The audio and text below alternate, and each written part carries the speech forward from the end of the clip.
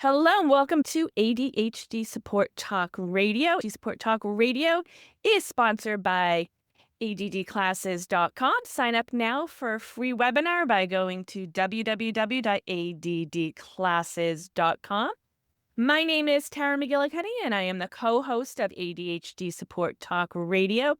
And I have our co-host Lynne Edris back with me today. And in just a moment, we are going to be talking about ADHD and mental clutter. So welcome back, Lynn. And before we get started talking, can you let the listeners know a bit about you if they don't know you and the best way to get in touch with you?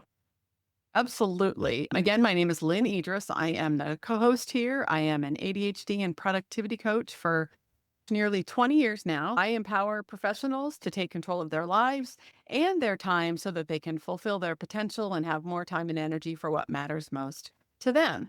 You can learn more about me and the programs and services I offer on my website, which is www.coachingadvantages.com. And as I said, my name is Tara McGillicuddy. I am the creator of ADHD Support Talk Radio, Women with ADHD, ADHD coach, and I have a few other hats. And you can find out more about me at my website, www.taramcgillicuddy.com. So yeah, Lynn and I were going back and forth before we started recording. And one of the things we both thought it might make sense to talk about today is mental clutter. It's something that comes up with a lot of us who have ADHD. So where should we get started, Lynn, when it comes to ADHD and mental clutter? Such a big topic, and before we got started, we were trying to figure out all the different directions that we could take this, and Yeah. and there are many. But I think really getting clear on what's going on with you with respect to mental clutter. Is it what's whirling around up there? Is the way what I always ask my clients. They'll say their head feels full, or I will sometimes say things like, "It feels like the mental gerbils are running amok." I don't know if you've ever seen gerbils in a cage at a pet store. They run in all different directions and they're jumping over each other and just all over the place. And sometimes that's the way my brain feels. So if the mental clutter is random volume of stuff, you want to take a look at what that is. If it's a rumination or something that's stuck and feels like clutter in your brain, that's got a different solution. So I think the first thing to really look at is what's going on up there. What kind of mental clutter are you looking at solving? Yeah, I mean, that's a good distinction. Some of us, it's emotionally based. Some of us, we have so many different ideas and there's things in between. So, what's really going on? And I think you and I, when we first talked about, I think had maybe different definitions, or the first thing that came to mind when we were talking about mental clutter was different for each of us. So I think that's definitely very important to what is a better word, or how can you define what that mental clutter is for you? And each different type of mental clutter is probably going to have a different type of solution for it. Absolutely. So one of the first things I talk about with my clients is to get clear on what the problem is that you're trying to solve first. If it's a worry or a series of worries, that's going to have a different solution than I'm laying in bed trying to go to sleep and all the things I need to do keep popping in my head, keeping me from being able to relax and get the rest that I need. So really getting clear on what is the problem that you're looking to solve. And sometimes it's not just one thing. Sometimes it is Yes. ideas. Sometimes it is ideas and worries and to-dos, but getting clear on what the problem is so you can find a solution that fits it. Yeah. And I know one of the common challenges, issues that I've dealt with recently with people with ADHD related more to ideas and not having the ideal place to capture those ideas. So they stay in the head, or some people capture it somewhere and then either it wasn't the best place or they lose it. And I have to tell you, for years, I would capture things in notebooks. And then who knows where the notebook would turn up. And I was going through physical clutter recently, and I had a whole stack of notebooks and I was reading them. And I'm like, oh, here's a great idea from 2012 that I didn't act on because Right. I put it in a notebook, and obviously the notebook, I didn't have a great, maybe getting it down in the notebook was step one, but step two, having a process or a system, really. So that's something, and I find that maybe not that exact, but that's very common for people with D is Right. capturing their ideas and having an optimal system, and that can be challenging. What works best for you? Absolutely. And with my clients and the work that I do, I lump ideas and things you might want to look into, explore someday down the road as part of Mhm. task management. So you Yes. have to have somewhere that belongs that you know you're going to be able to find it in the future if you want to. And if you don't know you're going to be able to put your hands on it, you don't know that it's going to come back around to your attention when you want or when you need it, capturing it doesn't really help you that much because your mind is going to resist letting go of it because it's Yes. not gonna trust that I'm using my quotey fingers, system, notebook, Mhm. whatever, wherever you captured it, is something that you really can trust to make sure that things gets taken care of. We have a lot of ideas, and Yes. we have a lot of information that comes through our lives that we are interested in maybe exploring further, wanna read later, wanna look into in another way, an idea that we don't wanna let go of, don't wanna just throw away, don't wanna drop. So if you don't have a process for that stuff, it is going to create mental clutter. It Yes, is going to yes. make it hard for you to rest. It is going to make it hard for you to focus on whatever it is that you want to focus on in the moment that isn't related to that idea or that thought. Mm. So that having a good process for yourself and Optimal. something optimal. I Yeah. love that because it doesn't need to be perfect. It just needs to No. be functional. It Yes. just needs to be functional. It doesn't need to be beautiful. It doesn't need to Yeah. be ideal. It doesn't need to be what anybody else is doing. It just needs to be something that works for you. Yeah. What I found, and this wasn't even like I was trying to do this, but I think the last time we were together, we talked about ChatGPT or AI, and I've probably been using it for a good year now, maybe two. I would talk through different ideas on ChatGPT, asking, okay, help me with this, help me with that. There was something, an idea I had, and I'm like, "Oh, I wonder where I put that." It was something probably a year ago, and then I'm like, "Oh, it's on GPT. So this is something I wasn't even trying to capture, but it's Right. there. So that's something I was going back and forth with ChatGPT, brainstorming, planning, whatever the best word is, and my idea is still there. So this is something, of course, I have to remember what I named it and stuff. It's there. I can search for Right. keywords. I can go back and rename it so I know what it is. Right. So this is something now I know, okay, this is good. This is something I'm using on a regular basis. I can go back and tweak it and rename the chat to I know what it is. So I'm not Very spending certain. 30 minutes trying to figure out what it is, but knowing that Right. it's there. So I think this is something we share that in the person, people listening, I'm not saying go out and you have to use ChatGPT, but here's something I found that works for me, and Right. it saved time and energy and all that.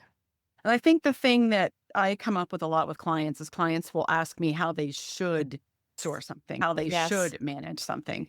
And the thing that I always bring them back to is when you are saving, when you are storing, when you Mhm. are managing, deciding how you're going to manage something like that, I want you to think about retrieval. I want you to think Yes, about yes. what you're going to be looking for when and how you might find it the most easily. Yep. If you're thinking about retrieval when you decide how you're going to store something, then you're thinking about what's the easiest way for me to find it? What's the context in which I'm probably going to be looking for this? What are some things I might be thinking about when I'm looking for this? And that can inform not just how you organize things, but where you save them and how you save them. Yes. I'm one of those people that, and it's actually kind of funny that I just had to replace my computer hard drive a few weeks ago, and I had a I had to have a company come in, log on and look at my files or whatever. And the guy was because there was stuff missing on the hard drive, and we're trying to figure out the rhyme or reason for what was missing and what wasn't.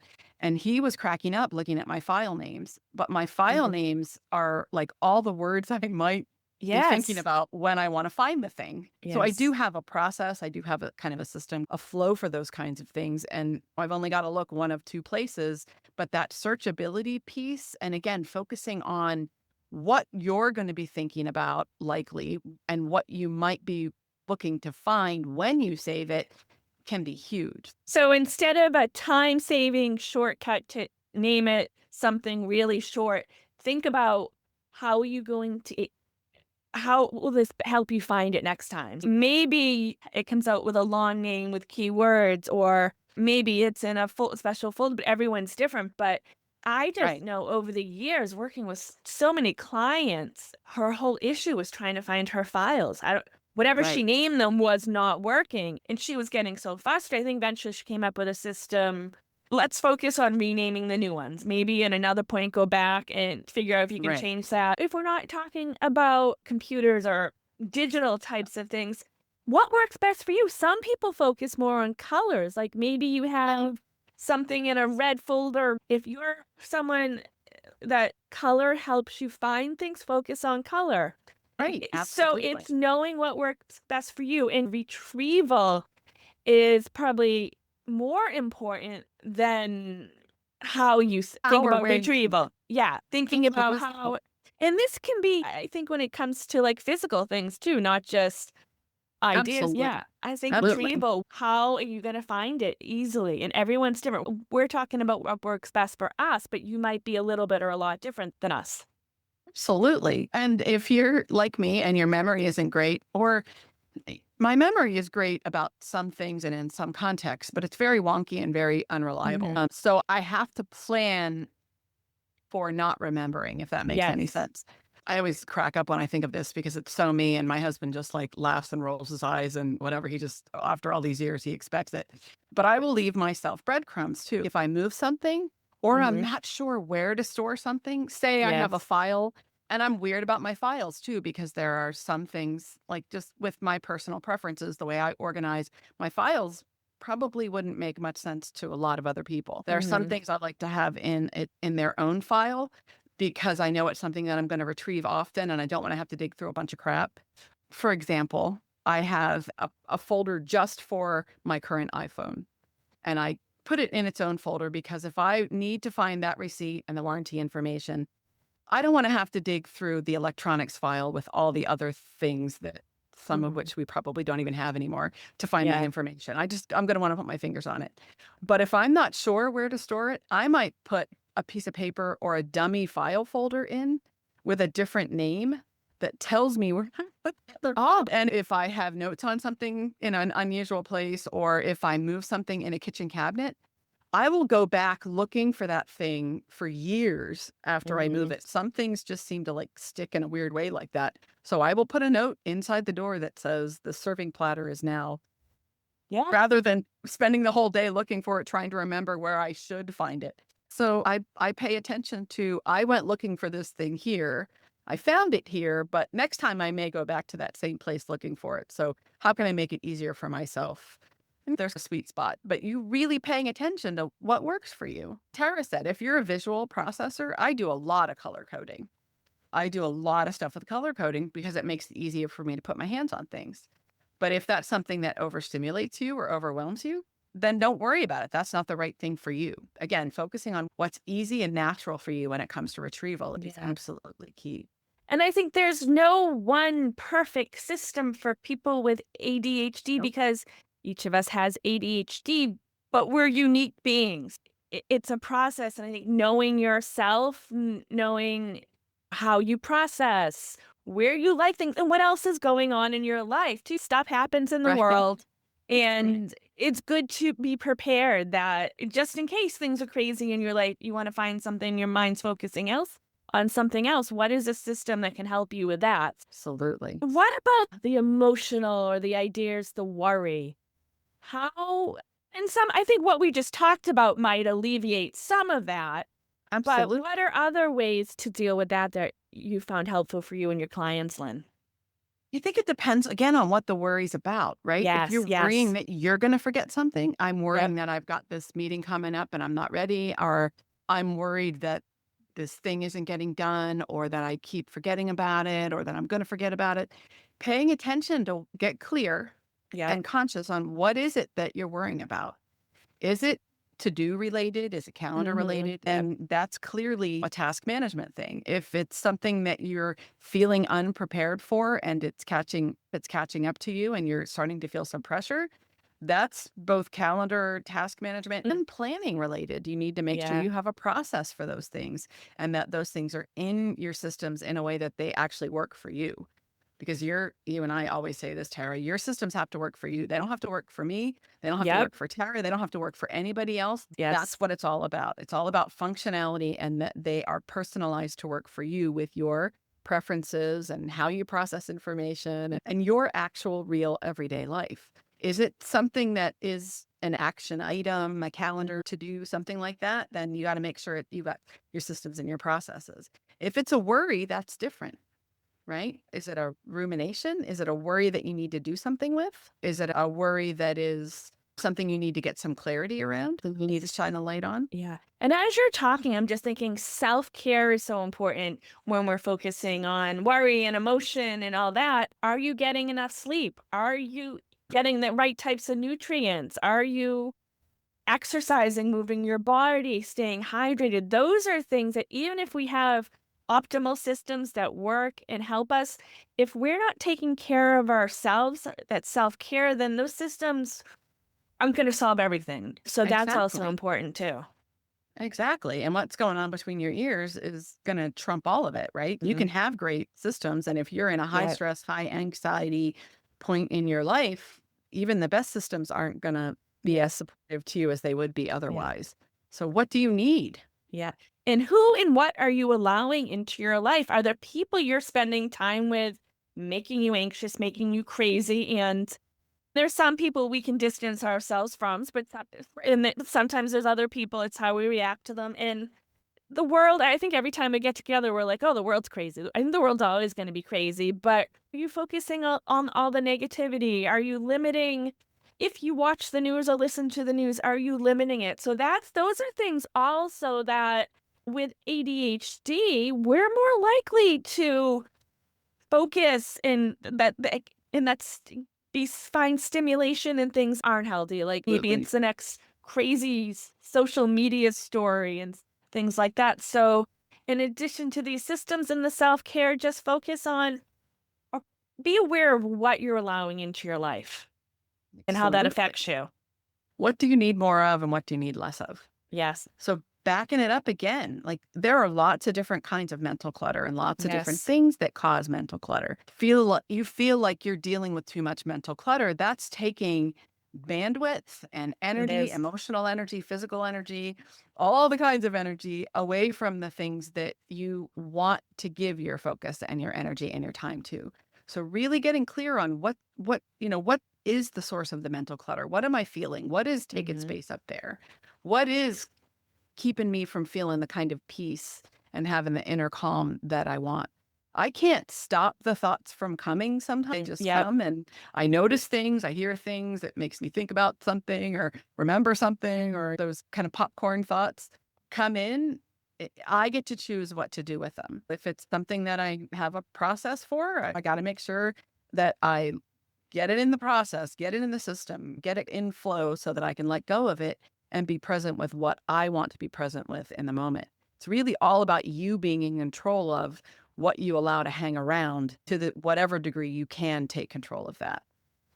And if you're listening and you're realizing, okay, this mental clutter, it's more towards the emotional than the systems, like maybe, it's time to think about working with a qualified mental health professional because sometimes there's stuff Absolutely. that goes beyond the strategy, the structure, and coaching. And it's more about dealing with We've the got to go emotions, deeper. go deeper. So that's Yeah. something, finding a qualified mental health professional too. Getting the help you need and you Yes. deserve is there's never any shame to that. And it can only make life better. So, is there anything we didn't touch upon today when it comes to mental clutter that would make sense to talk about, Lynn? Off the top of my head, I can't think of anything, but as we're Mhm. talking about this, I'm thinking, Tara, the term mental clutter might mean different things to other people. Yes. So we want to Yes. hear from you. If there's something when you saw the name mental clutter on or the word phrase mental clutter on this podcast, what came up for you? And if Yeah. it's not something we talked about, let us know. Join Yeah, us in the definitely. ADHD Support Talk Facebook group, comment on YouTube, comment on the website. Yeah. Let us know what kinds of mental clutter do you need help with? Yeah, because it's almost like mental clutter is one of those general, maybe catch-all is the best term, but yes, Yeah. it's different. So you may have said, okay, come to listen about stuff about mental clutter, and we may not have identified your mental clutter, but yeah, let us know, what does it mean to you when you hear the word mental clutter? What does it? Because it's different for everyone, and just clutter in Absolutely. general has I think a lot of us hear the word clutter, and the Absolutely. physical clutter is papers and clothes and stuff like that, but clutter, it's huge. Commitments, relationship, Yeah. really anything Yes. that you have too much of in your life. Yeah. If you came here, being able to focus Yeah. on one thing or something at a deeper level or in a deeper way is that's like the what's the word I'm looking for? It's the antithesis. It's the opposite. It's the kind of the opposite of mental clutter. It's really Yeah. hard to focus on something when you have a lot of mental clutter. So, is there something in your environment that's creating mental Yeah. clutter? Is there something going on that's distracting you that's giving you mental clutter? There are so many different ways that it can show up. Again, you really have to get clear on what's going on so that you can find a solution that fits. Yeah, and definitely let us know, because a bunch of people said something different than we talked about. Maybe we'll do a future episode on that, on fine-tuning your brand or your definition of the mental clutter. Yeah. Absolutely. We're here. Okay. Lynn, I want to thank you for coming on today and talking about mental clutter and all we talked about. And can you give your contact information once again? You can learn more about me and reach out to me through my website. It's www.coachingadvantages.com. And my name is Tara McGillicuddy, and you can reach me at taramcgillicuddy.com. Thanks again, everyone.